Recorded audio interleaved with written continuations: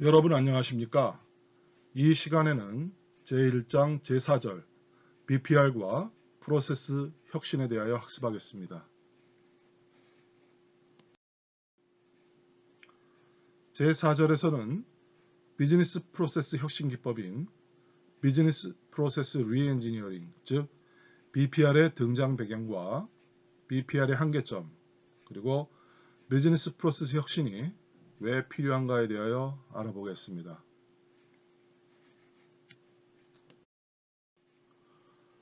비즈니스 프로세스 리엔지니어링인 BPS는 프로세스를 개선하는 수준을 넘어 파괴적 혁신을 주창하는 기법입니다. 비즈니스 프로세스 혁신에 기여한 인물은 마이클 해머와 제임스 챔피입니다.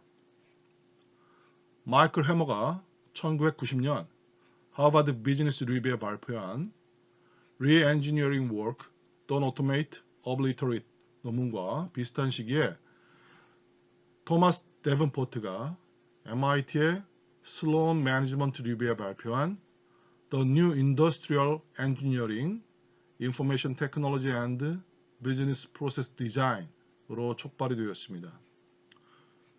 특히 마이클 해머와 제임스 챔피의 저서 Re-Engineering 기업 혁명은 BPR이라는 프로세스 혁신의 새로운 패러다임을 제시하였습니다.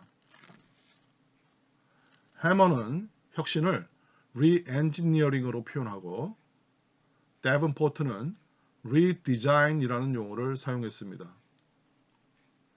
또한 양자의 접근은 최적화를 위한 재구조화와 재설계가 전사적으로 이루어져야 효과가 있고, 이러한 전사적 통합은 IT 기술을 통해야 가능하다는 메시지로 요약됩니다. 그러나 해머는 Re-Engineering 또는 Redesign 작업이 IT팀에게 도전적인 과제라 이들이 익숙한 시스템을 버리고 새로운 시스템을 도입하는데 저항할 것으로 예상했습니다. 그래서 프로세스 리엔지니어링 설계 과정에 IT 전문가를 배제하고 경영인들이 주도할 것을 권고하였습니다. 일단 프로세스 아키텍처가 확정된 이후에 IT 전문가를 참여시키자는 그의 접근은 훌륭한 IT 인적 자원을 가진 기업에는 문제가 되지 않겠지만 인적 자원과 자본, 장비가 열악한 중견기업에는 적절하지 않은 것으로 밝혀졌습니다.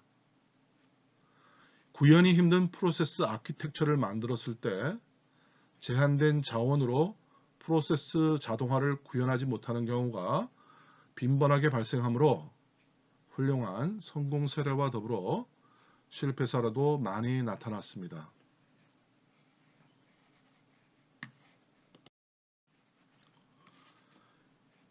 BPR의 한계에 대하여 알아보겠습니다. BPR은 IT 기술의 혁신에 많은 부분을 의존하고 있기 때문에 특히 컴퓨터 업체와 컨설팅 회사의 적극적인 지원을 받으며 널리 퍼져나갔습니다. 그러나 BPR의 접근 방법은 기존의 프로세스를 고려하지 않고 프로세스를 바닥부터 완전히 새로이 만드는 방식으로서 필연적으로 프로세스의 통합과 슬림화를 도모합니다. IT를 통한 정보의 접근과 소통이 용이해지면서 고객 접점의 정보가 바로바로 최고 의사결정권자에게 전달될 수 있다는 믿음은 중간관리 계층을 하나의 병목 지점으로 간주하게 되었습니다. 따라서 프로세스의 슬림화를 위해서는 기업은 중간 관리자의 수를 줄이려고 노력하게 되는 것입니다. 이러한 다운사이징으로 관리자뿐만 아니라 실무자의 해고를 유발한다는 두려움이 조직 전반에 걸쳐 전파되었습니다.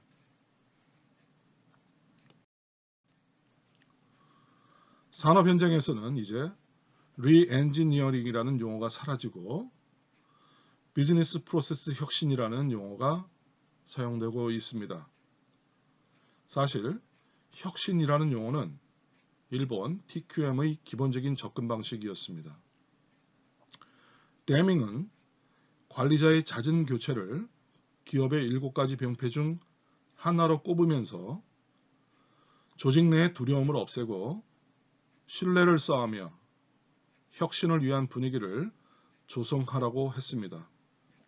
아울러 근로자의 자존감을 빼앗는 어떠한 행동도 배제해야 한다는 직원 존중의 철학을 강조했습니다.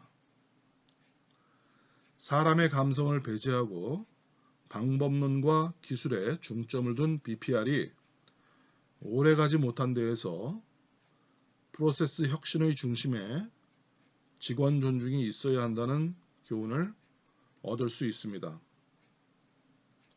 그럼에도 불구하고 BPR은 보고 계층을 슬리머하고 린 프로세스를 구현하는 데 기여한 것은 사실입니다.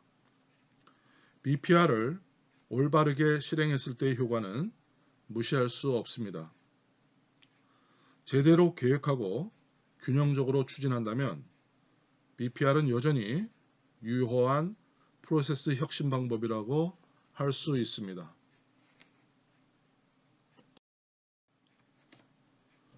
지금까지 제4절에서는 비즈니스 프로세스 혁신 기법인 비즈니스 프로세스 리엔지니어링, 즉 BPR의 등장 배경과 BPR의 한계점, 그리고 비즈니스 프로세스 혁신이 왜 필요한가에 대하여 알아보았습니다.